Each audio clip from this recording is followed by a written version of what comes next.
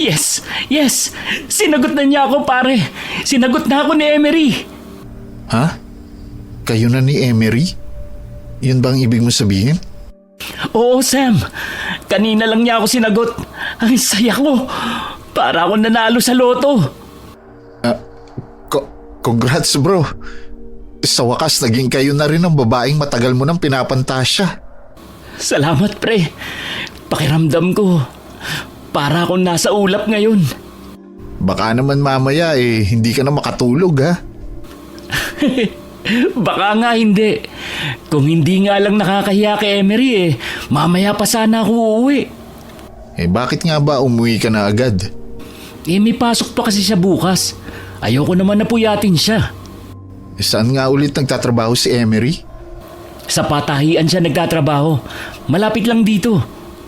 Kaya pala madalas ko siyang nakikita na naglalakad lang. Malapit lang pala trabaho niya dito. Sa totoo lang, pre, hindi bagay sa kanya ang trabaho niya. Mas mukha kasi siyang model. Parang pangkaraniwan lang naman ang itsura niya. Ikaw lang naman ang gandang-ganda sa kanya. Palibasa kasi malabo ang mga mata mo. Hindi ka marunong tumingin ng tunay na maganda. Yun ang tingin ko sa kanya. Hindi mo pa kasi siya nakikita ng malapitan, kaya mo yan nasasabi. Sa bagay, mabuti na rin para hindi kita maging kaagaw sa kanya. Bakit? Marami ba siyang naging manliligaw? Oo, tuwing pumupunta ako sa kanila, lagi nang marami siyang bisita. Kaya madalas, hindi na lang ako tumutuloy. Mabuti ikaw ang sinagot niya. Swerte ko nga dahil mga katangian ko ang hanap niya sa isang lalaki. Swerte mo nga talaga. Ano daw ba ang katangian mo na nagustuhan niya? Sabi niya, simple lang daw at mukhang mabait. Tsaka, gusto daw niya yung wala ng pamilya. Nabanggit ko kasi sa kanya na paaral lang ako ng matandang dalagang tiyahin ko na namatay na 2 taon nang nakakalipas. Ibang klase rin ha. Gusto niya yung ulila na? Siguro, ayaw lang na merong pakikisamahan. Tingin ko sa kanya, mahihain. Kaya siguro ganun. Opinion mo yan. Pero para sa akin, kakaiba ang gusto niya. Pre, si Aling Mads, parating. Magandang gabi po, Aling Mads. O bakit gising pa kayo? Dinig na dinig ang mga boses ninyo sa baba. Pasensya na po kayo kung napalakas ang kwentuhan namin. Bakit nga gising pa kayo? Wala po kasi kaming pasok bukas kaya okay lang na magpuyat kami. Hindi lang kayo ang tenant sa building na to. Kaya iwasan nyo na makaabala sa ibang namamahinga. Opo, pasensya na kayo, Aling Mads. Papasok na rin po kami sa kwarto namin. Sige, maiwan ko na kayo. Ay, grabe talaga yang si Aling Mads. Basta na lang sumusulpot. Mabuti pa pumasok na tayo sa kwarto. Malalim na nga naman ang gabi at baka nakakaabala na tayo sa mga katabi natin. Sige na nga, doon na lang tayo sa kwarto magkwentuhan. May 5 taon na rin nakatira sa building na yun na magkaibigang Samuel at Logana, na pag-aari ng matandang dalaga na si Aling Mads. Bagamat magkaiba ang kumpanya na kanilang pinapasukan, hindi naging hadlang yon para magkasundo ang 2 binata na sa iisang kwarto lamang umuko pa. Pareho sila ng dahilan kung bakit doon sila umupa. Mas mura kasi roon kaysa kukuha sila ng apartment. Pareho din silang dayo sa lugar na yon at malayo sa kanilang pamilya. Mabuti naman at gising ka na. Mag-uumaga na kasi nung makatulog ako Hindi ka nakatulog kakaisip kay Emery? Hindi si Emery ang dahilan, kundi yung mga alulong ng mga aso.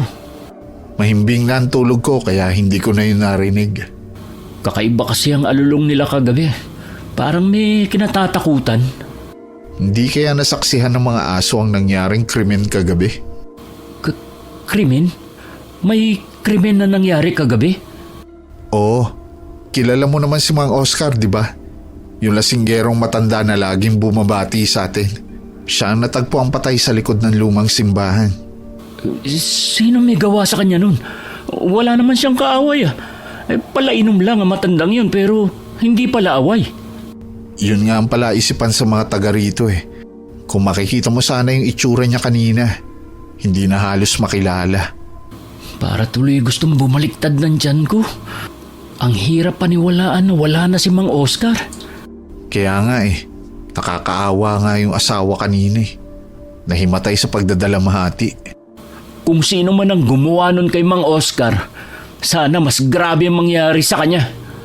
Mayroon pa nga akong narinig na baka daw hindi tao ang may gawa nun kay Mang Oscar. Kung hindi tao, ano ang pwedeng gumawa nun sa matanda? Baka daw kasi aswang. Aswang ka dyan. Tanda mo na, naniniwala ka pa rin sa ganyan. Ang tagal na nating nakatira dito. Ngayon lang may nangyaring ganyang karumal-dumal na pagpatay. Yun na nga matagal na tayo dito. Hindi naman siguro lingid sa'yo na marami na ring dayo sa lugar natin. Hindi natin alam. Baka isa sa kanila ay aswang pala. Bahala ka kung yan paniniwala mo. Basta ako, hindi ako naniniwala. Tingin ko, adik ang gumawa nun. Dapat may curfew dito sa atin para maiwasan ang mga ganyan. Sanay na kasi na gumagala sa gabi si Mang Oscar. Minsan nakakatulog na lang kung saan-saan. Pero wala naman nangyayaring masama sa kanya. Sa bagay nga, dapat ang imbestigahan ng mga pulis ay yung mga dayo. Dahil hindi naman yun gagawin ng mga lehitimong taga rito kay Mang Oscar. Tiyak na ginagawa na yun ng mga pulis. Pupuntahan ko muna si Emery sa kanila. Bigla kasi ako nag-alala.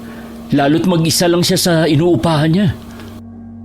Hindi may paliwanag ni Samuel, pero mula nang malaman niya na may relasyon na ang kaibigan at ang dalagang si Emery, may disgusto na siyang nararamdaman para dito.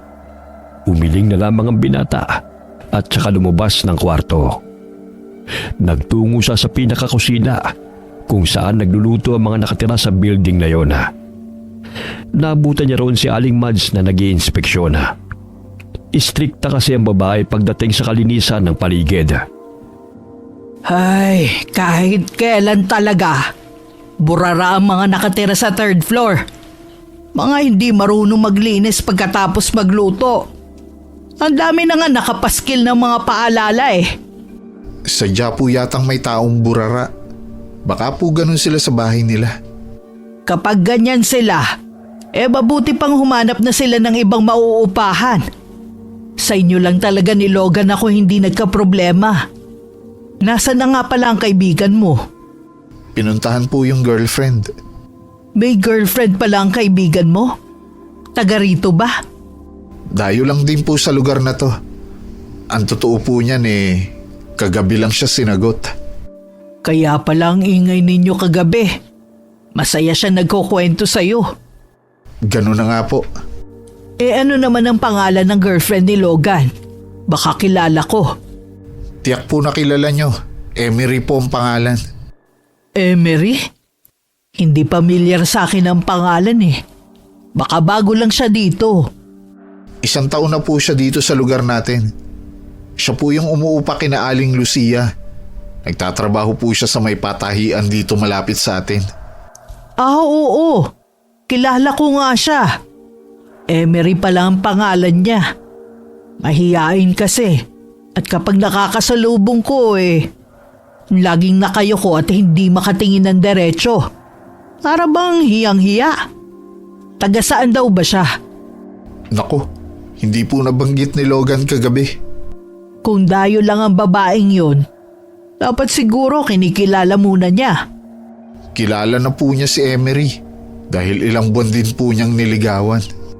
Sa bagay, mahirap din ang mangialam. Tsaka po kilala ko si Logan.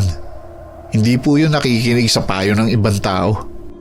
Mahirap naman yung wala siyang pinapakinggan. Lalo't ang intensyon naman para sa kapakanan niya. Oo nga po Kaya lang po gano'n na siya. Sige, maiwan na muna kita. Pagsasabihan ko pa kasi yung mga umuupa sa third floor. Hindi pwede yung ginagawa nila. Paulit-ulit na lang kasi. Nang maiwan si Samuel, hinarap niya na ang pagluluto. Mas gusto niya kasi magluto ng sariling pagkain kaysa ang bumili sa karinderya. Mas nakakatipid kasi siya at mas malaking naipapadalang pera sa kanila. Kabaliktaran naman ang kaibigang si Logan na tamad magluto at mas gustong bumili na lamang. Nang mga sandaling yun, seryoso naman ang pag-uusap ni Logan at Emery. Pinag-uusapan nila ang tungkol sa nangyari kay Mang Oscar.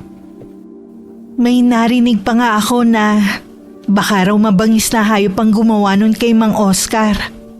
Pwede rin, pero anong klaseng hayop naman kaya? Hindi ko rin alam, Logan eh. Hindi ko tuloy maiwasang matakot. Lalo't gabi na ako nakakauwi. Huwag ka matakot. Susunduin na kita sa trabaho mo at ihahatid sa inyo. Baka naman makaabala ako sa'yo. Minsan kasi gabing-gabi na ako nakakauwi eh. Walang problema yun. Kesa naman sa mag-alala ako sa'yo. Kung ganun eh, ngayon palang nagpapasalamat na ako sa'yo. Hindi mo kailangang magpasalamat sa akin. Obligasyon ko na yun bilang boyfriend mo. Iniisip ko rin kasi na may trabaho ka. Pagod ka rin naman. Maaga naman kasi akong nakakauwi. Kaya dadaanan na lang kita. Kahit maghintay pa ako doon na matagal sa pwesto mo, walang problema. Eh, yung kaibigan mo, hindi ba kayo sabay? Si Samuel ba? Magkaiba kami ng kumpanya. Iba ang oras ng uwian niya. Madalas sa bahay na lang kami nagkikita. Ngayong meron ng susundo sa akin sa gabi. Kahit papano nawala na ang takot ko. Sa susunod na day off ko, pasyal naman tayo ha. Oo ba? Matagal na ako nandito pero hindi ko pa nararanasang makapasyal. Puro lang kasi ko trabaho eh. Pareho pala tayo. Minsan kapag day off ko tinutulog ko na lang. Siya nga pala. Dito ka nalang magtanghalian. Ipagluluto kita. Sige ba? Tutulungan na rin kita. Maghapong magkasama sina Logan at Emery.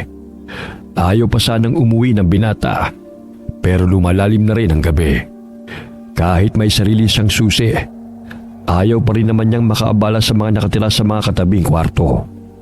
Habang pauwi, napansin ni Logan na mayroong tinatahulan ng mga aso. Nang sundan niya kung saan sila nakaharap, nagulat pa siya nang ang bahay ni Emery ang tinatahulan nila. Tila ba meron silang nakikita na hindi nila gusto. Pagdating sa tinutuluyan, nadatnan niyang nagbabasa ng libro si Samuel. Akala ko hindi ka na uuwi eh. Pwede ba yun? Dito ako nakatira. Nawili lang ako sa pakikipagkwentuhan kay Emery. Taga saan nga pala si Emery? Hindi ko pa pala na itatanong kung taga saan siya. Marami pa naman pagkakataon. Sa susunod ko na lang siya tatanungin. Wala ka bang napapansin na kakaiba sa labas? Wala naman. Maliban lang na wala na mga tao. At yung mga aso wala nang tigil sa pagtahol. Siguro nararamdaman nila na may kakaiba sa paligid. Alam mo naman ang mga aso. Malakas ang pakiramdam ng mga yan. Siguro nga. O baka naaalala pa nila ang nangyari kay Mang Oscar. Pupunta nga sana ako sa burol ni Mang Oscar. Kaya lang wala pa daw dyan sa bahay nila. Baka bukas na lang. Bukas na rin siguro ako. Sasama ko na rin si Emery. Talagang hindi na kayo mapaghiwalay, no? Wala namang masama, di ba? Gusto ko na nga siyang yayain na magpakasal na kami. Nasa hustong gulang naman kami pareho eh. Sigurado ka na ba dyan? Paalala lang, ang pag-aasawa ay hindi kanin na isusubo na kapag napaso pwede mong iluwa. Alam ko naman yun eh. Tsaka sigurado na ako na siya ang gusto kong makasama habang buhay. Pag-isipan mo pa rin ng ilang beses yung desisyon mo. Mahirap magsisi sa huli. Salamat pare. Alam ko na nagmamalasakit ka lang sa akin. Pero buhay ko naman to eh. At walang ibang magdidesisyon kundi ako lang. Pag-isipan mo pa rin ng ilang beses yung desisyon mo. Mahirap magsisi sa huli. Sa kabila ng katigasan ng ulo ni Logan, hindi pa rin maiwasan na mag-alala ng kaibigan. Nang sumunod na araw, lalong naging kapansin-pansin ang pagbabago ni Logan. Hanggang sa isang araw, nagsabi siya ng kanyang plano na pagsama sa kasintahan para ipakilala sa pamilya. Sasama ka kay Emery sa kanila? Oo, gusto daw niya ako ipakilala sa pamilya niya. Kailan naman ang balak mong sumama sa kanya? Sa 1 linggo na ang alis namin. Hindi naman pala malayo sa kanila. Sa baryo Pook pala siya nakatira. Huwag mo nga palang babanggitin kahit kanino kung taga saan siya, ha?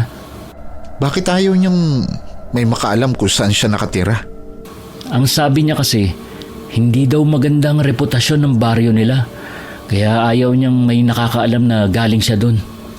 Sa totoo lang, ngayon ko lang narinig ang baryo nila. Saan ba banda yun? Ako din naman eh. Hindi ko alam. Basta malapit lang daw. Magtatagal ba kayo sa baryo nila? Sabi ni Emery, kung pwede daw, 1 linggo kami doon dahil magpipiesta din daw. Matagal-tagal din yun, ha?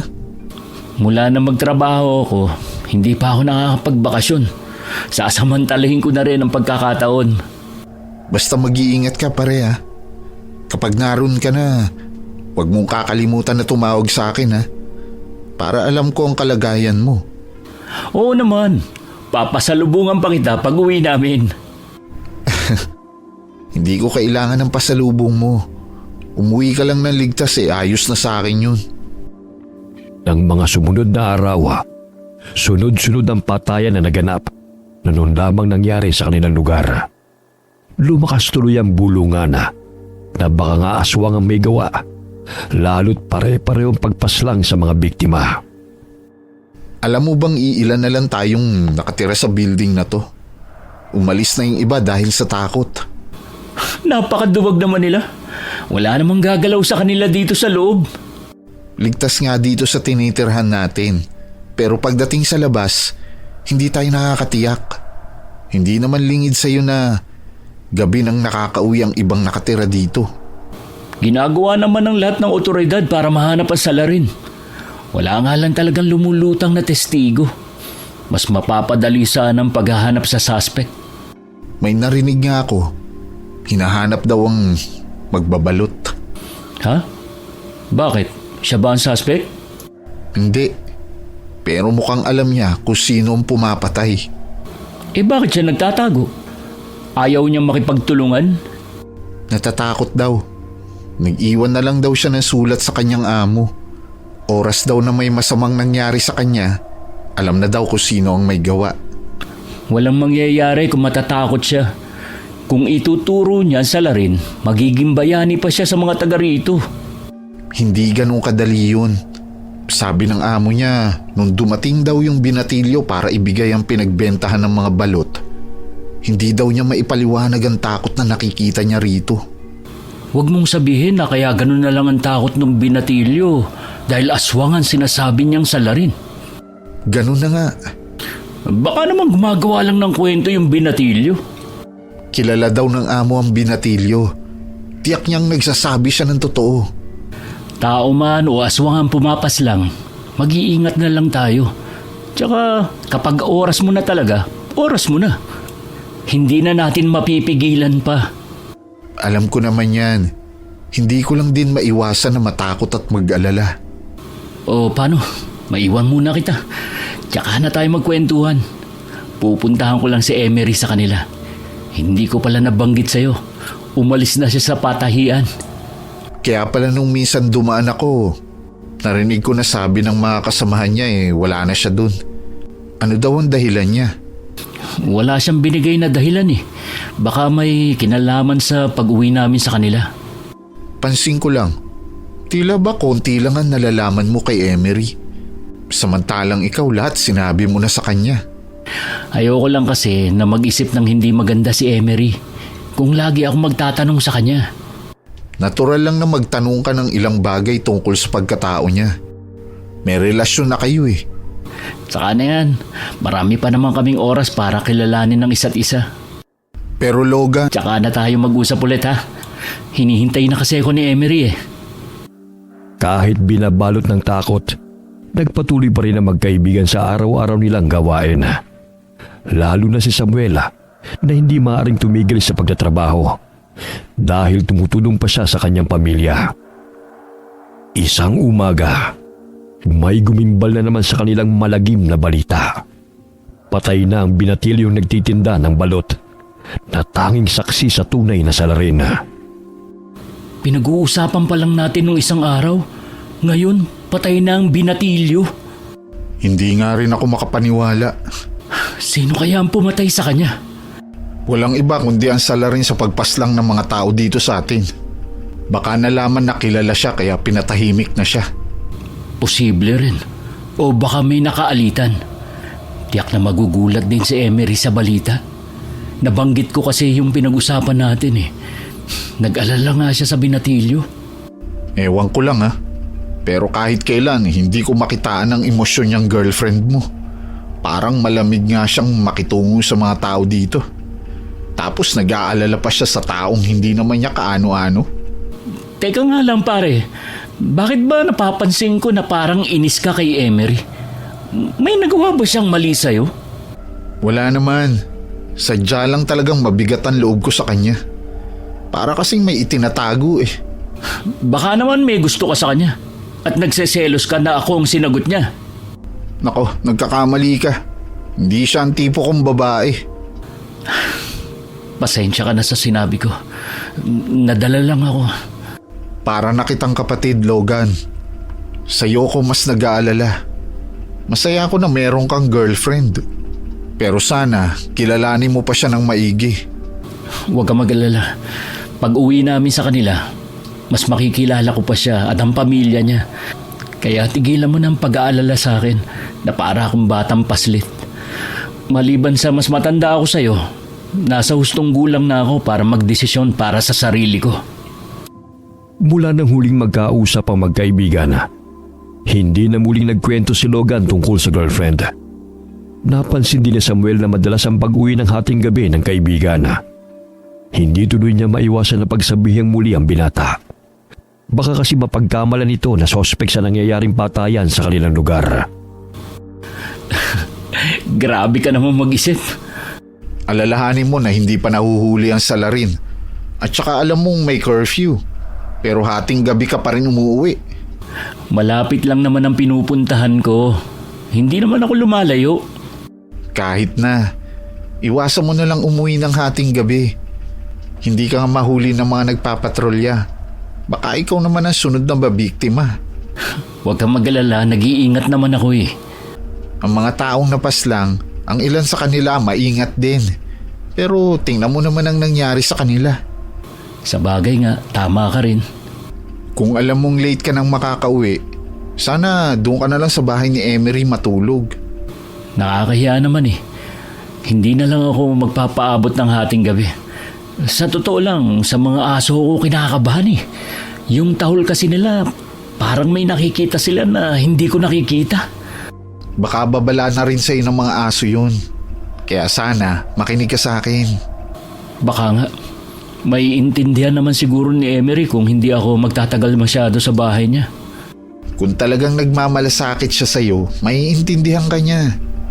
Oo naman, mahal na mahal din ako ni Emery. Hindi pa ba sapat na isasama niya ako sa kanila? Isa pa yan. Hindi ba masyado pang maaga para ipakilala ka niya sa mga magulang niya? Mas okay nga ito eh, kaysa maghintay pa ng ilang taon. Alam mo, maghanap ka na rin kasi ng maliligawan mo para hindi kami napapansin mo. Kulang ka lang ata sa lambing eh, kaya lagi kang masungit. Alam mo naman na may obligasyon pa ako sa pamilya ko. Hindi ko pwedeng unahin yung pag-ibig. Pwede mo naman yung pagsabayin, kaysa naman mapag-iwanan ka. Tsaka na yan, makakapaghintay naman yan eh. Kung talagang merong nakatadhana sa akin, darating siya sa tamang panahon. Nagkibit-balikat na lamang si Logan sa naging tugon ng kaibigan. Sa kabila ng panganib sa labas tuwing gabi, hindi pa rin mapigilan ng binata na dumalaw sa bahay ng kasintahan. Pero sa pagkakataong yun, nagsabi na siya kagad na hindi na magpapaabot ng gabi. Siya nga pala, hindi na ako pwedeng magpagabi ng husto. Nag-aalala kasi si Samuel kapag umuwi ako ng hating gabi. Baka daw kung mapano ako. Ibang klase rin ang kaibigan mo, no? Ang swerte mo sa pagkakaroon ng kaibigan na tulad niya. May malasakit sa'yo. Mabait nga yung si Samuel. Mukha lang siyang suplado at parang pasanlagi ang daigdig dahil na rin sa nakapasan na obligasyon sa balikat niya. May girlfriend na ba si Samuel? Nagkaroon siya dati, pero ngayon wala na. Focus na lang daw muna siya sa pagtulong sa pamilya. Gusto ko rin sana siya maging kaibigan. Pero sa nakikita ko masyado siyang seryoso. Tsaka, paalis na rin tayo Pwede naman kapag nakabalik na tayo. Minsan lumabas tayong 3. Oo ba? Ano nga pala ang opinion niya sa pagsama mo sa akin? Ha? Wala naman siyang sinasabi. Akala ko tututulan niya. Kasi ayaw niya nagpapagabi ka rito. Hindi niya gagawin yun. Hindi naman ako bata na walang sariling desisyon sa buhay. Sa bagay, alam mo siguradong matutuwa ang mga magulang at kapatid ko sa pagdating natin. Parang nakikinita ako ng mga itsura nila. Ako din excited na at medyo kinakabahan. Huwag kang kabahan. Kasama mo naman ako Siguradong mag-e-enjoy ka doon. Dumating ang araw ng pag-alis ni Logana. Mula noon hindi na mapakali si Samuela. Pakiramdam niya kasi, dapat hindi niya pinayagan ng kaibigan na sumama sa nobya nito. Pero sino naman siya para pigilin ng binata sa pasya nito? Baka mamaya yun pa ang maging dahilan ng pag-aaway nila. Bakit ba napapansin ko mula nang umalis ang kaibigan mo Lagi ka nang tulala. Hindi ko po kasi maiwasan na mag-alala. Saan ba kasi pumunta ang kaibigan mo? Ang sabi lang niya may pupuntahan siya. Sumama po sa girlfriend niya. Ganun ba? 1 linggo nga daw siyang mawawala, totoo ba? Opo, magpipiesta daw po kasi sa lugar nila Emery. Saan bang probinsya nung Emery? Malapit lang po pala dito sa atin. Sa Baryo Pook daw po. Ano ka mo, iho? Baryo Pook? Tama bang narinig ko? Opo, namumutla po kayo. May problema po ba? Diyos ko, bakit hindi mo sinabi sa akin na dun pupunta ang kaibigan mo? Ano po bang meron sa baryo na yon? Ang baryo na yon matagal ng panahong kinalimutan dahil pinamumugaran yun ng mga aswang. Aswang? Kung ganun, totoo pala talaga sila? Oo naman. Malaki nga ang paniniwala ng mga taga rito na aswang ang pumatay kay Mang Oscar. Dangan lang tikom ang bibig ng mga taga rito. Nangangamba kasi sila na baka narito lang ang aswang na pumatay sa pobreng matanda. Kung taga ron si Emery, posibleng siya ang salarin. Ano pong gagawin natin? Baka napahamak na si Logan. 2 araw na siyang wala. Posibleng naging hapunan na siya ng mga taga ron. Kaya po siguro hindi siya tumatawag sa akin. Yun po kasi ang billing ko sa kanya Ang malas naman ng kaibigan mo sa pagbili ng babaeng magugustuhan. Kaya po siguro mabigat ang loob ko sa babaeng yun. Sabi na nga ba meron siyang tinatago Sana sinunod mo ang kutob mo. Madalas naman kasing tama yan Gusto mang pagsisihan ni Samuel ang pambabaliwala sa nararamdaman na. Huli na ang lahat.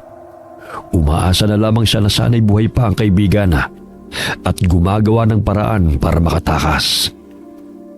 Samantala, sa baryo kung saan naroon si Logana, mula nang dumating siya sa lugar, wala na siyang ginawa kundi maghanap ng signal. Gusto niya kasing tawagin si Samuel bago mag-lowbat ang kanyang cellphone. Wala rin kasing kuryente sa lugar. Tila ba pinag-iwanan na ang lugar na yon. Pasensya ka na kung hindi ko nasabi na wala pang kuryente sa lugar na to. Ayos lang yun. Nagulat lang ako na may mga lugar pala na walang kuryente. Sadyang kinalimutan na talaga ang lugar namin. Bakit nga pala? Magtatagal ka naman dito kaya malalaman mo rin. Isa pa sa mga napansin ko yung mga tao dito parang hindi sila pala kaibigan. Masyado rin silang seryoso at kahit kailan, hindi ko pa nakikitang ngumiti. Hindi lang sila sanay na may dayo dito sa amin. Ang mahalaga naman mainit ang pagtanggap sa'yo ng pamilya ko. Nagpapasalamat nga ako sa kanila eh. Pagdating pa lang natin tanggap na nila ako agad. Ibig sabihin lang nun, miyembro ka na ng pamilya namin. Emery, gusto ko na rin samantalahin ang pagkakataon na ito na hingin sana sa mga magulang mo ang kamay mo. Talaga? Siguradong matutuwa ang mga magulang ko nito. Pero hingin mo na lang ang basbas nila sa mismong araw ng piyesta. O sige, kaya lang wala akong singsing dito eh. Hindi naman yun mahalaga sa akin at sa pamilya ko eh. Ang importante, mahal at tanggap mo ko. Unang kita ko pa lang sa'yo, alam ko nang ikaw ang gusto kong makasama habang buhay. Pinasaya mo talaga ako, Logan. Pangako ko sa'yo, magiging mabuti kong asawa. Mahigpit pang nagyakap ang magkasintahan na. Tuluyan na ring binaliwala ni Logan ang kakaibang aura ng lugar. Yung pakiramdam niya na gusto na niyang umuwi ay tuluyan nang naglaho.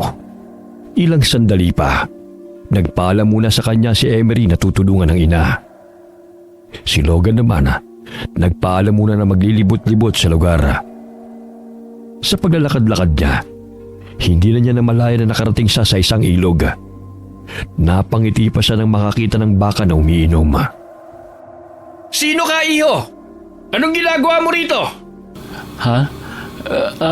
Magandang araw po, Lolo. Sa inyo po ba ang baka na yan? Alaga ko nga ang baka na ito. Hindi mo pa sinasagot ang tanong ko. Hindi ko po namalayan na napalayo na pala ako. Ako po pala si Logan. Galing po ako sa Barrio Pook. Ano? Galing ka sa baryo na yan? Teka lang po. Huwag po muna kayong umalis. Layuan mo ako! Huwag kang lumapit sa akin! Hindi po ako masamang tao. Huwag po kayong matakot sa akin. Sabi mo taga dyan ka sa baryo na yan. Bisita po ako. Taga dyan po kasi ang girlfriend ko. Kung ganun, dayo ka lang pala. Ganun na nga po. Kung ako sa'yo, umalis ka na, iho! Bago pa mahuli ang lahat! Isang malaking pagkakamali na sumama ka sa girlfriend mo! Ano pong ibig niyong sabihin, Lolo? May mga paparating! Mabuti pa bumalik ka rito bukas ng ganitong oras! Sasabihin ko sa'yo lahat ang nalalaman ko! Teka lang po. Gusto pa sanang sundan ni Logan na matandang lalaki. Pero mabilis na yung nawala sa likod ng mga puno ng kawayan. Paglingon naman niya sa pinanggalingan, parating naman ang ama at kuya ni Emery. Walang nagawa kundi sumama siya sa kanila pabalik. Hindi ka dapat gumagawi sa lugar na yon. May nakita ka bang tao sa ilog? Ha? Ay, wala naman. Bakit bawal magawi dun? Nasasakop na kasi yun ng ibang baryo. Tsaka marami kasi ang nagsasabi na merong mga mababangis na hayop ang gumagala sa lugar na yun. Mabuti na lang nakita ka ni na kuya at itay. Pasensya ka na. Hindi ko alam eh. Naghahanap kasi ako ng signal ng cellphone ko. Sabi ko nga sa'yo, mahirap ang signal dito. Bakit ba kasi kailangan mo pang tawagan ng kaibigan mo? Nangako kasi ako sa kanya na tatawagan ko siya. Para malaman niyang ayos lang ako dito. Para namang walang tiwala ang kaibigan mo sa akin at sa pamilya ko. Akala yata niya hindi ka na makakauwi ng buhay. Hindi naman sa walang tiwala. Hindi kasi sanay yun na umaalis ako ng matagal. Higit pa kasi sa magkaibigan ng turingan namin. Para na rin kami magkapatid. Kung sa bagay, sabi mo nga, 5 taon na kayong magkaibigan. Kapag hindi ko pa rin siya natawagan, pag uwi na lang natin ako magpapaliwanag sa kanya. Oo nga pala. Mamaya meron darating na bisita ang mga magulang ko. Kahit anong ingay, wag mo na lang pansinin, ha?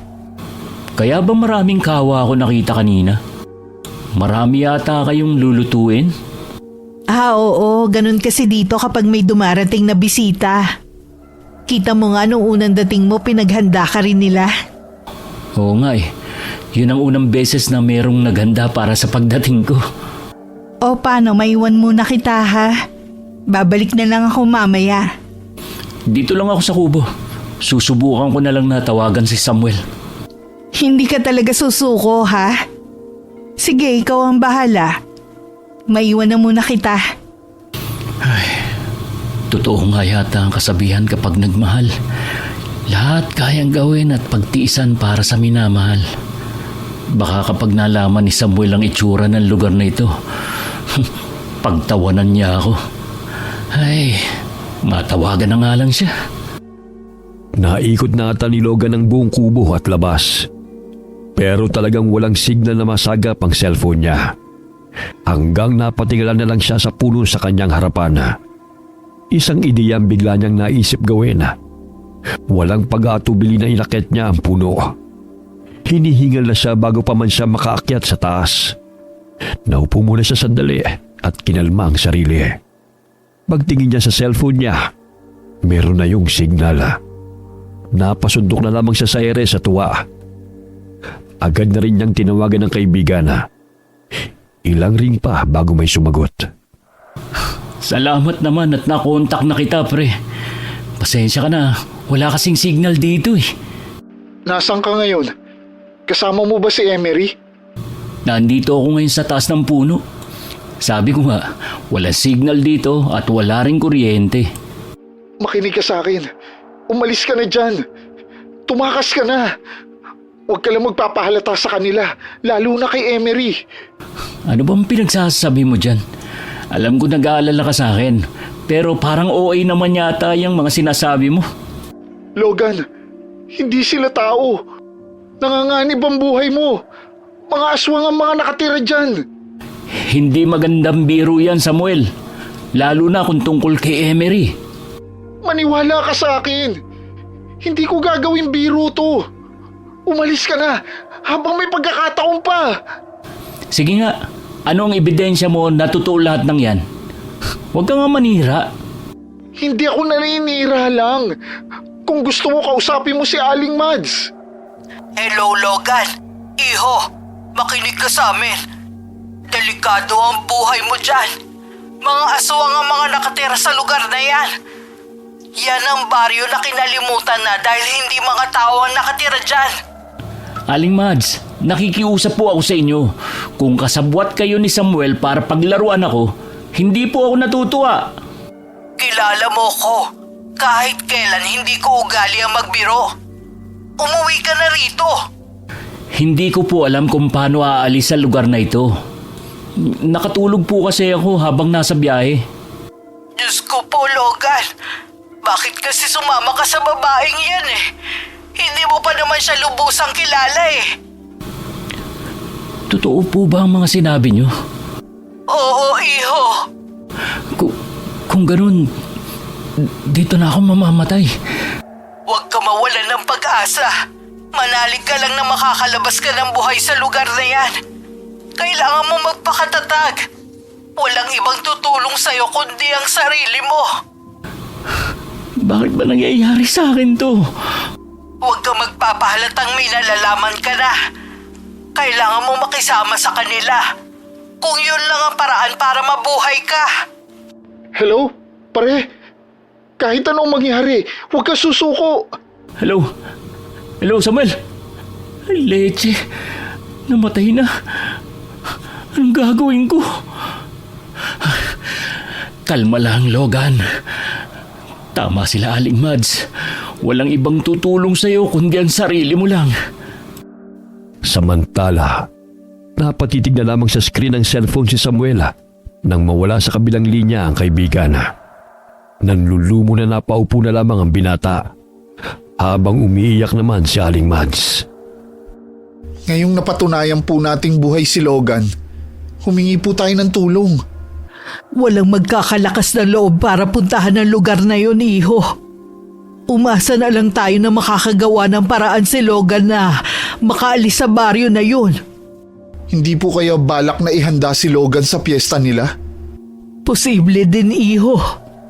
Wala po ba talaga tayong magagawa, Aling Mads? Teka, meron akong kakilala. Meron ako nakakatandang pinsan na nakakaalam sa lugar na yun. Huwag na po tayong mag-aksaya ng oras. Puntahan na po natin yung sinasabi niyong pinsan niyo. Sige iho, bukas na bukas din pupuntahan natin si Kuya Arlo. Salamat po, Aling Mads. Mas lalo ko pong napatunayan na hindi lang mahalaga sa inyo ang pagkita ng pera mula sa amin. Totoong nagmamalasakit po kayo sa amin. Dito kayo nangungupahan sa akin. Natural na pananagutan ko kayo. Hindi ko kayo pwedeng pabayaan. Sana po maging ligtas si Logan hanggang mahanap natin siya. Huwag tayong mawalan ng pag-asa, iho. Magtiwala lang tayo sa pinakamakapangyarihan sa lahat.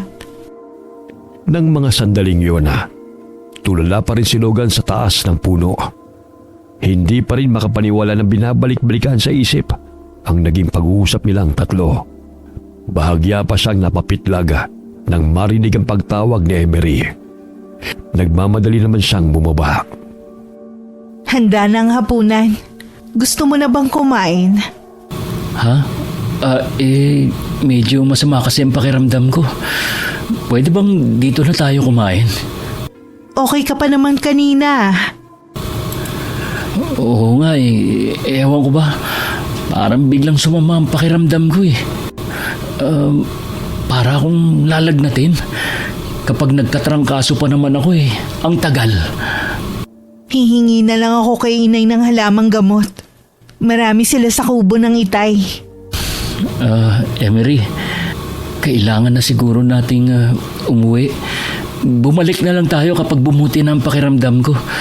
Hindi kasi tumatalabang halamang gamot sa akin Pero Logan, ilang araw na lang piyesta na. Hindi papayag si Itay na bigla na lang tayong aalis. Baka kasi lumala ang sakit ko. Wala ka bang malasakit sa akin? Siyempre nag-aalala ko sa'yo. Kaya nga tatawagin ko ang inay para gamutin ka.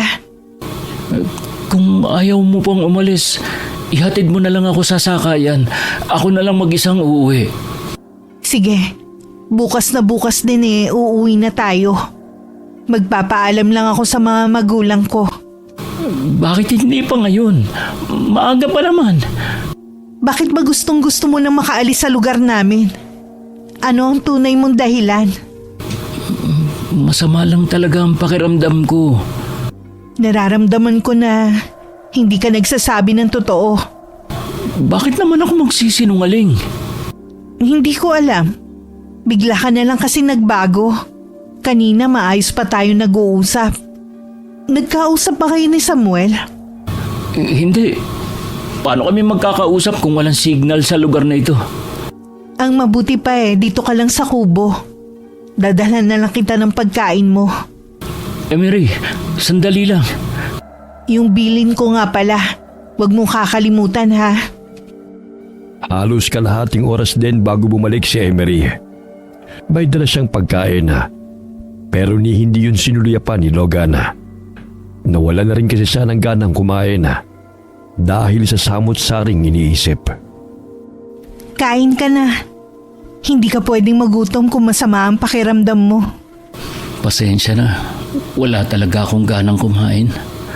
Pilitin mo pa rin. May dala rin akong halamang gamot para sa'yo.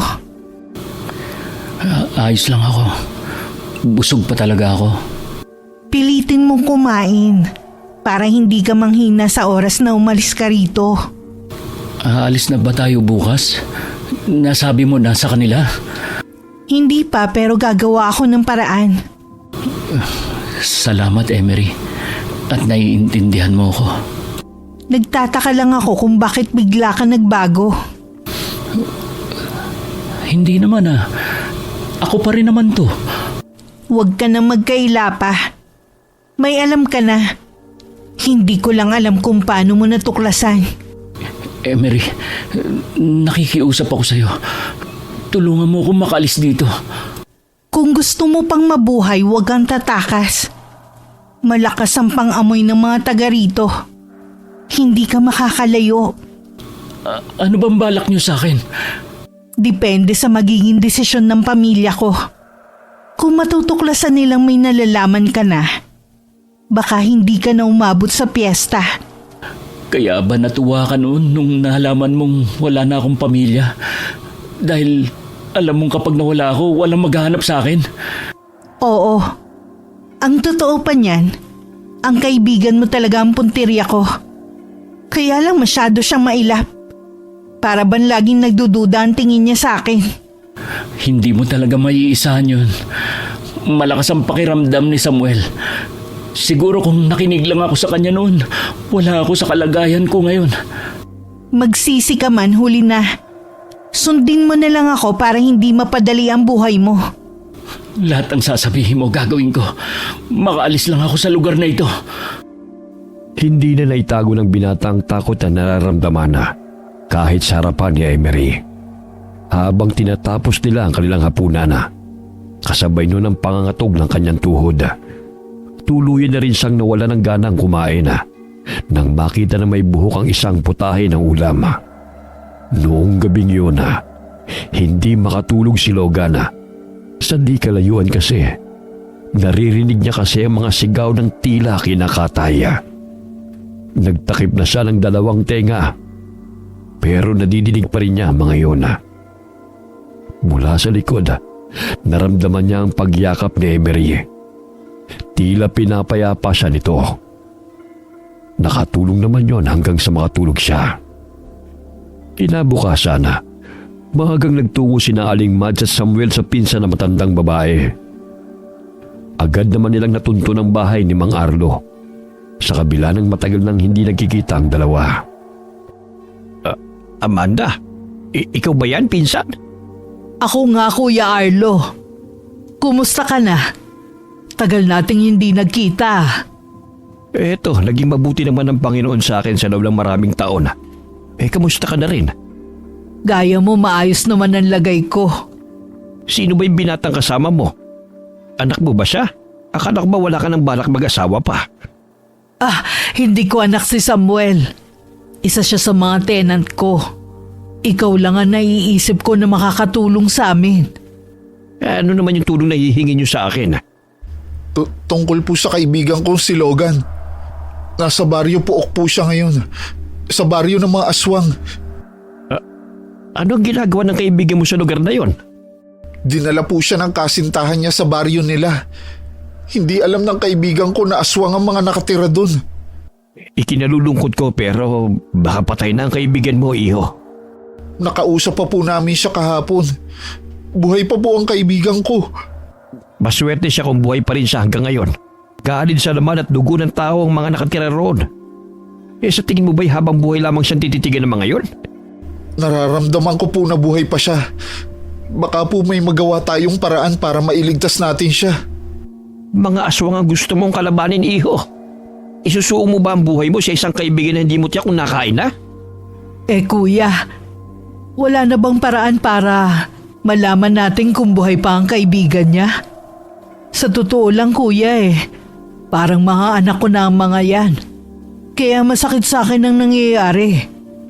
Kung mapapasok man natin ang baryo na yon, walang katiyakan na makakalabas pa tayo ng buhay. Sabihin niyo lang po kung saan ang daan papunta sa baryo nila. Ako na lang po ang magtutungo doon. Delikado, iho. Hindi mo kakayaning mag-isa.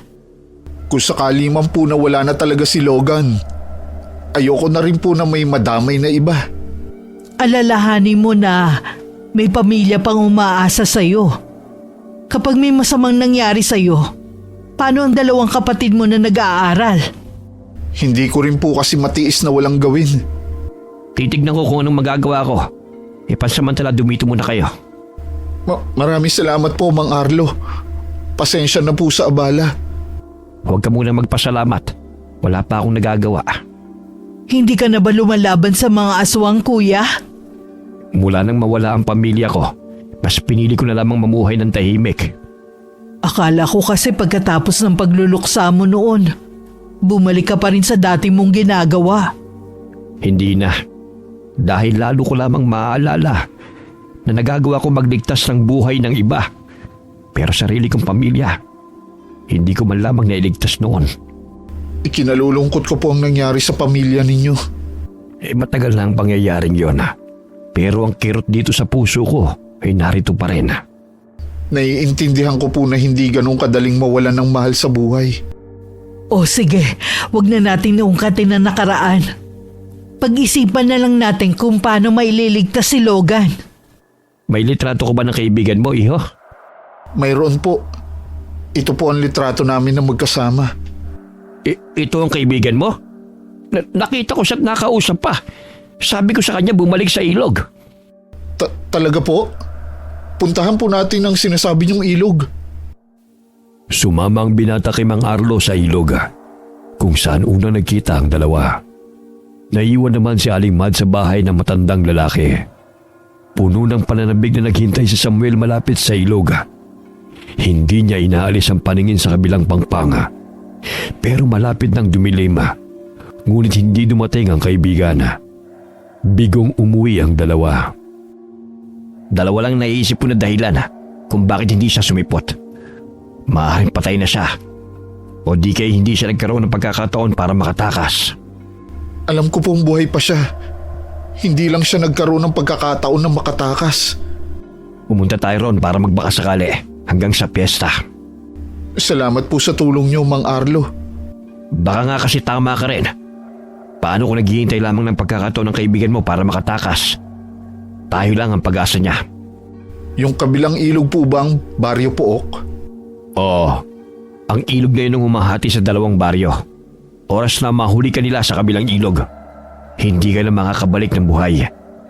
Sa paglipas ng mga taon, marami pa rin ang mga nawawalang tao at hindi na nakakabalik. Naniniwala ang ilan na baka naging biktima na sila ng mga aswang. Kapag po ba nakatawid ng ilog si Logan, hindi na po siya pwedeng habulin ng mga aswang? Ganun na nga kung magagawa niya makatawid. Hindi po ako nawawalan ng pag-asa na babalik din si Logan. Matapang po ang kaibigan kong yun. Alam ko gumagawa na rin siya ng paraan. Hanggat hindi sumasapit ang kapistahan, araw-araw tayong babalik sa ilog para magbaka sakali. Ang mabuti pa kumain na muna tayo. Alam ko pagod at gutom kayo sa naging lakad ninyo. Salamat po, Aling Mads. Pero ang totoo wala akong gana. Hindi pwedeng hindi ka kakain. Kailangan mo ng lakas kung desidido ka mailigtas ang kaibigan mo. Tama si Mads. Huwag mong pabayaan ang sarili mo.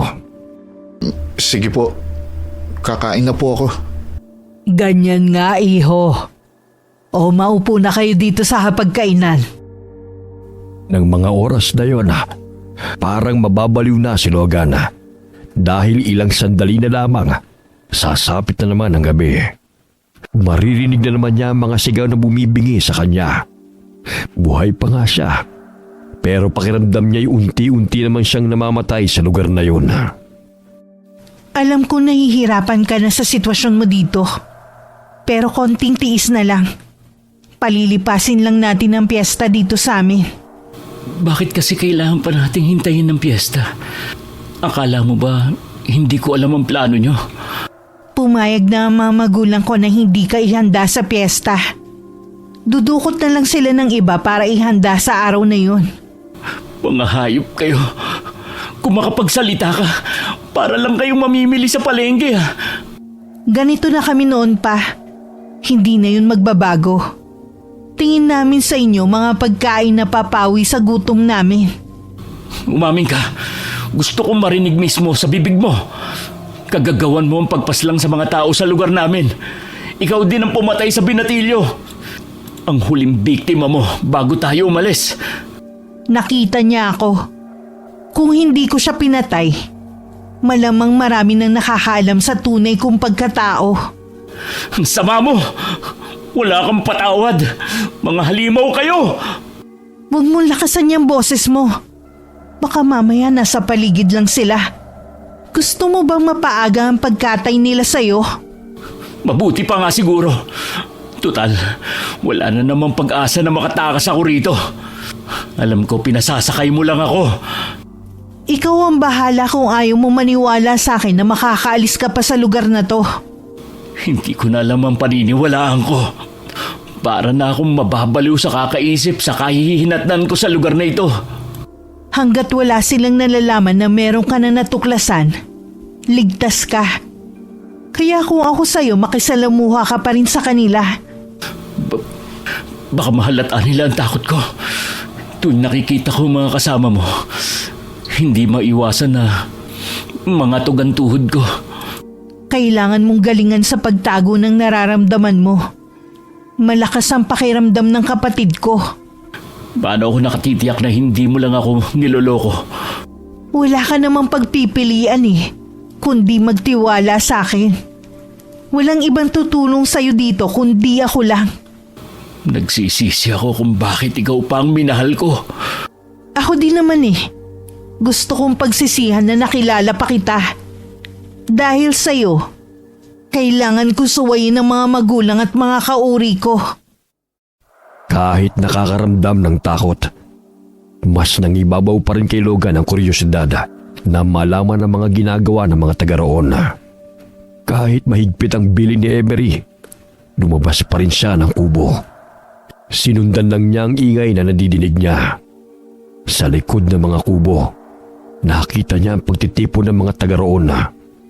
Mula sa pinagkukublihan, nakita niya ang pagtadtad nila ng mga karne. Nang matitigan niyang nasa mahabang lamesa, isang singhapang lumabas sa bibig niya. Bigla naman silang tumigil sa ginagawa at tila pinakiramdaman ang paligid. Bago pa nila matuklasan ang presensya ng binata, may humila na sa kanya palayo sa lugar na yon. Ang tigas ng ulo mo. Diba sabi ko sa'yo huwag kang aalis sa kubong to? Emery, nakita ko yung nasa mahabang mesa. Mga tao yun. Alam ko. Hindi ka dapat nagpunta dun. Alam mo ba naghihinala na sa'yo ang kapatid ko? Oras na makumbinsi niya ang mga magulang namin. Ihahanda ka nila sa piyesta. Emery, ayoko pa mamatay. Tulungan mo ako. Ayoko na rito. Kailangan bago dumating ang araw na yun makatakas ka na. Paano? Sa may ilog ka dadaan. Doon lang ang daan palabas dito. Naalala ko yung matandang lalaki doon. Sabi niya, hihintayin niya ako kahapon. Pero hindi naman ako nakapunta. Sa tingin ko hindi siya pangkaraniwan.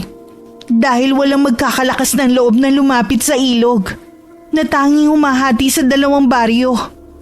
Hindi ko lang alam kung naroon pa siya. Kung desidido siyang iligtas ka, maaaring bumalik pa siya doon. Yun ang kailangan nating paghandaan. Patawarin mo ako kung pinagdudahan kita na gusto mo akong tulungan. Ito lang ang paraan ko para makabawi sa lahat ng mga nagawa kong kasalanan.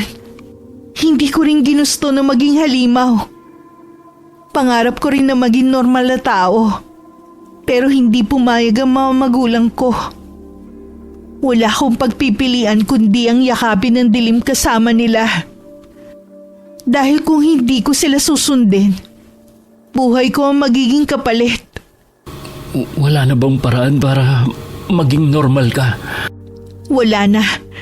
Hindi ko na rin kayang pigilan ng sarili ko na kumain ng karne ng tao. Wala na akong pag-asa pa. Bakit ba ang lupit ng mundo? Hindi malupit ang mundo para sa atin. Sadyang ito talaga ang kapalaran natin. Emery, parang may tao. Mahiga ka. Magpanggap ka na natutulog. Huwag kang gagawa ng anumang ingay. Sinunod ni Logan ang sinabi ng dalaga. Nahiga siya't nagpanggap na malalim na ang pagkakatulog. Narinig pa niyang sinabi ni Emery na kanina pa siya nagpapahinga pagdating niya. Umalis na rin naman kagad ang kapatid ni Emery, pati ang ilan sa mga kasama nito. Umalis na sila. Sa tingin mo kaya anong kailangan nila? Matagal nang naghihinala ang kapatid ko sa'yo. Naghahanap lang yun ng matibay na ebidensya. Lalo tuloy akong natatakot. Paano kung... Makakaalis ka sa lugar na to. Yan ang itatak mo sa isip mo. Salamat sa pagpapalakas ng loob ko. Patawarin mo ko kung bakit nalagay ka sa ganitong sitwasyon. Sumama ka na lang sa akin. Magkasama tayong tumakas. Hindi maaari. kapag nakaalis ka dito, hindi na ulit ako susunod sa kagustuhan nila. Hindi ko nahahayaang may mapahamak pa ng dahil sa akin. Hindi kita makakalimutan, Emery. Ako rin. Sa susunod makikinig ka na sa kaibigan mo. Huwag mo nang paiiralin ang katigasan ng ulo mo. Oo, kahit mas matanda ako sa kanya, makikinig na ako sa kanya. Sa tingin ko pareho tayong hindi makakatulog. Hintayin na lang natin ang pagsikat ng araw para maisagawa ang plano. Tingin ko, nakabantay na lang ang ilan sa mga kasama ng kapatid mo sa akin. Talasan mo ang pakiramdam mo. Sa araw malakas pa rin kami. Pero wala kaming kakayanang magpalit ng anyo. Tandaan mo, wala kang tatahaking daan kundi ang papuntang ilog. Sinunod ni Logan ang lahat ng ibinili ng dalaga. Nung maliwanag na, lumabas ng kubo ang binata. Napansin niya kagad ang mga taga roon na tila nagbabantay sa kanya. Kahit sa taas ng puno, may nakita siyang mga kalalakihan. Tulungan mo ako magbilad ng mga karne, Logan. Gagamitin kasi yun ng inay sa piyesta. Sige, nasaan ang mga karne? Nasa bahay ng inay. Doon na lang natin kunin. Dinala ko na pala ang cellphone ko. Bakit kailangan mo pandalihin? Baka maging abala lang yan. Naroon kasi ang alaala natin. Kahit yun na lang ang maiwan sa akin. Ang inay lang ang nasa bahay kapag ganitong oras. Sa likod ng kubo meron doon daan papunta sa ilog. Medyo mas malayo nga lang. Wala rin mga angahas na umaligid sa tinitirhan ng mga magulang ko. Kaya pagdating natin doon, wala ang mga yan na nakasunod sa atin. Sa totoo lang, kanina pa nangangatog ang tuhod ko habang naglalakad tayo. Konting tiis pa. Malapit na rin tayo sa kubo ni na inay. Pagdating doon, ipakita muna natin ang gagawin nating pagbibilad. Karne ba yan ng ano? Huwag kang mag-alala. Karni lang yun ng baka. Ay, salamat. Akala ko kung ano na. Ayun na ang kubo. Wala na rin ang mga sumusunod sa atin. Pero nandyan lang sila sa paligid. Nararamdaman ko naman sila. Magpahinga ka muna dito sa may hagdan ng kubo. Kukunin ko lang ang mga karne sa batya. Kalmahin mo rin ang sarili mo. Masyado ka namumutla eh. Sa totoo lang, gusto nang lumabas ng puso ko sa kinalalagyan nito. Alam ko, tatapusin ko lang tong pagbibilad ng karne. Tutulungan na kita. Wag na, sandali lang naman to. Pumasok ka na sa loob ng kubo. Sa kusina ka dumaan. Hintayin mo ko dun. Nanginginig naman na sumunod si Logana. Nagpalinga-linga pa siya bago pumasok sa loob ng kubo. Samantala, naghahanda naman sila Mang Arlo at Samuel sa pagpunta sa ilog. Mamaya na ang piyesta sa baryo ng mga aswang. Sana naman buhay pa ang kaibigan mo. Malakas po ang kutob ko na buhay pa si Logan. Naghihintay lang po siya ng pagkakataon. Isukbit mo yung itak sa bewang mo. Hindi maaaring pumunta ka ron ng walang armas. Kung sakali na mapalaban tayo sa mga aswang, huwag kang mag-aatubili na gamitin yan. Sana sa pagbabalik ninyo kasama na ninyo si Logan. Ipagdadasal ko ang kaligtasan nyo. Salamat po, Aling Mads. Kapag may araw naman, malakas pa rin naman sila. Pero wala silang kakayanan na magpalit ng anyo. Sana maisip yun ng kaibigan mo at samantalhin na tumakas. Matalino po si Logan. Maiisip niya po yun. Huwag lang siyang pangunahan ng takot. Halika na, iho. Aalis na po kami, Aling Mads. Mag-iingat kayo ha. Patnubayan nawa kayo ng may kapal. Pagkalis ng dalawa, agad na nagkulong si Aling Mads sa loob ng bahay. Isa-isa rin niyang tinignan ng mga pangontra na inilagay sa mga bintana at pinto. Hawak din niya ang botelya ng langis.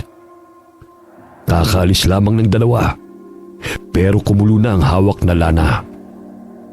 Nang sumilip siya sa maliit na sigwang ng dingding, nakita niya na may mga kalalakihan na umaaligid sa buong bahay. Sino kaya sila?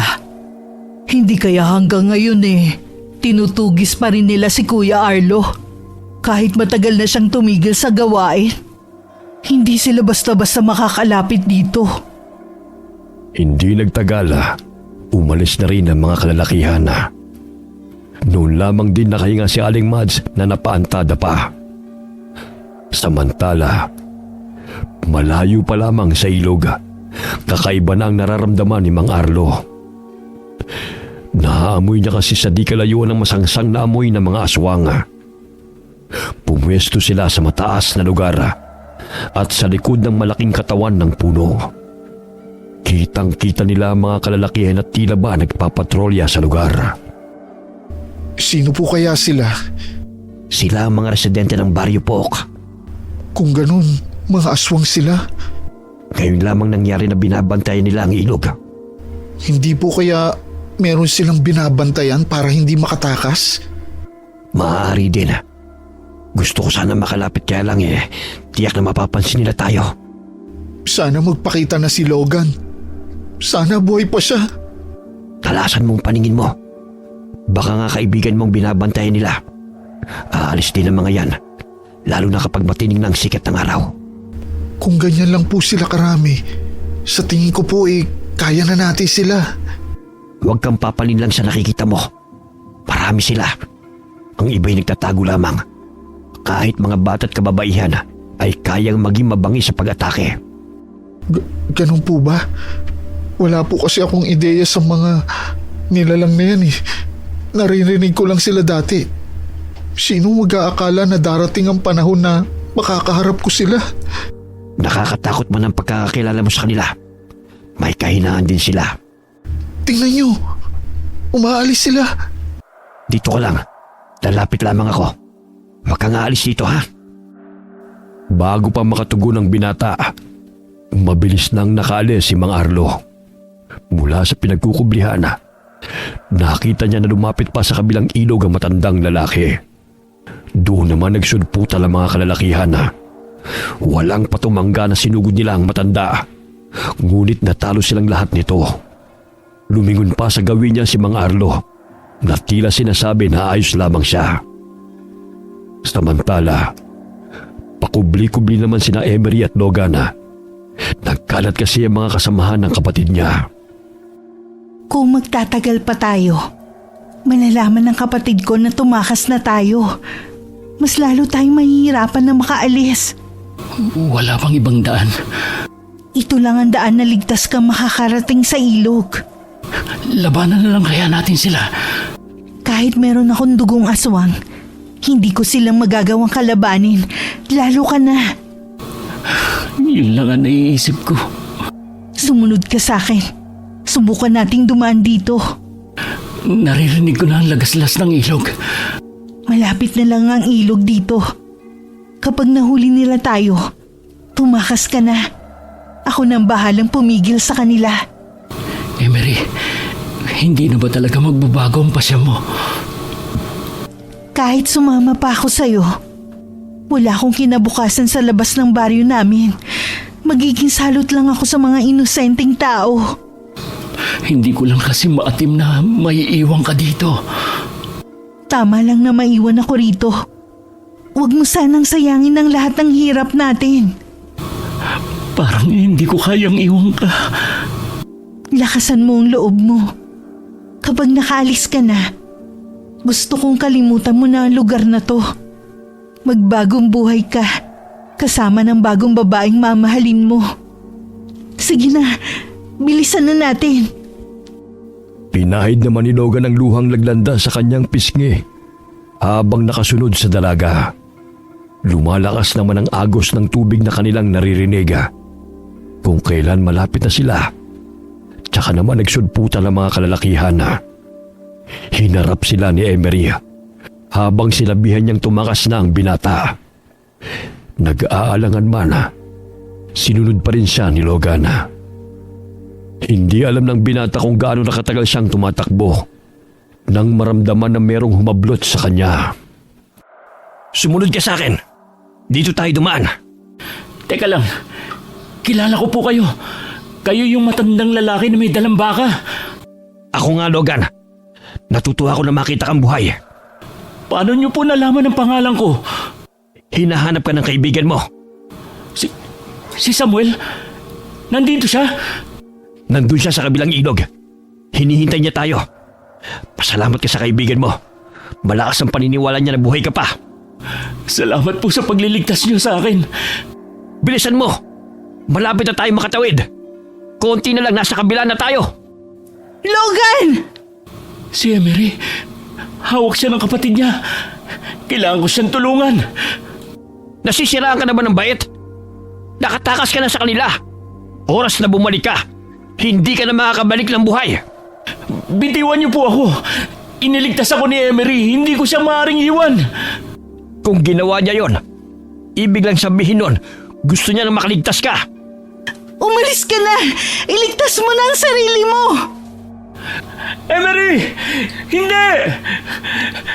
Emery! Kapatid mo siya! Paano mo nagawa yun? Halos magwala ang binata sa maigpit na pagkakahawak ni Mang Arlo sa kanya. Tila kasi tinangay ng hangin ang kanina'y nararamdaman na takot sa nasaksihan na ginawa kay Emery ng kapatid. Binalian kasi ng leeg ng lalaki ang kasintahan. Hindi na rin nagdalawang isip na lumapit si Samuel sa dalawa at hinila ang kaibigan palayo sa lugar. Salamat pare sa pagliligtas niyo sa akin. Hindi ko akalain na pupuntahan mo pa talaga ako. Hindi kita maaaring pabayaan. Magpasalamat ka rin kay Aling Mads kasi siyang nakakakilala kay Mang Arlo. Nasaan nga pala si Aling Mads? Nasa bahay ko siya. Naghihintay sa pagbabalik natin. Utang ko sa inyo at kay Emery ang buhay ko. Tinulungan ka rin ba ni Emery na makatakas? Ginawa niya ang lahat para mabuhay ako sa lugar na yon. Prinotektahan niya ako laban sa kapatid niya. Kinukumbinsi ko siyang sumama pero ayaw niya. Mabuti naman. Sa huling sandali pinili niya na maging mabuti. Alam ko na minahal niya ako. Kaya pinili niya akong iligtas. Mabuti naman. Sa huling sandali pinili niya na maging mabuti. Alam ko na minahal niya ako. Kaya pinili niya akong iligtas. Dahil sa babae, muntik ka na maging kwento. Para tuloy takot na akong magtiwala sa mga babae. Lalo na kapag dayo. Kapag nakauwi na tayo, ikukwento ko sa iyo naging karanasan ko sa baryo ng mga aswang. Sabik na akong marinig ang kwento mong yan. Bilisan yung dalawa. Nandito na tayo sa bahay. Mabilis nang sumunod ang magkaibigan sa malalaking hakbang ni Mang Arlo. Pagkapasok sa bahay, mangiyak-ngiyak na sinalubong sila ni Aling Mads at niyakap. Salamat naman at ligtas kayo nakauwi rito. Salamat po sa inyo. Utang ko po sa inyong lahat ang pangalawa kong buhay. Sa susunod makikinig ka na sa amin, ha? Opo, hindi na po magiging matigas ang ulo ko para hindi na ako mapahamak. Tiyak po na may malaking aral na kay Logan ang nangyari sa kanya. Marami po talaga akong natutunan sa nangyari sa akin. Una na doon, pahalagahan ng mga taong nasa paligid ko.